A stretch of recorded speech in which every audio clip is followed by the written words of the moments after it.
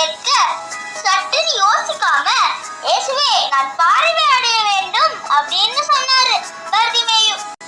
இயேசு உடனே உன் விசுவாசம் உன்னை ரட்சித்தது, நீ போகலாம் அப்படின்னு சொல்ல என்ன ஆச்சரியம், பிறவியிலிருந்து குருடனாயிருந்த பர்திமேயுக்கு உடனே பார்வை கிடைச்சிருச்சு. முதல் முறையா உலகத்தை பார்த்த பர்திமேயுக்கு ஒரே சந்தோஷம். தேவனை மகிமைப்படுத்தி அன்று முதல் இயேசுவை உண்மையாய் பின்பற்றினார். அதிசயங்கள் செய்கிறவர் நம் அருகில் இருக்கிறார், அற்புதங்கள் செய்கிறவர் என்றும் நமக்குள் வசிக்கிறார்.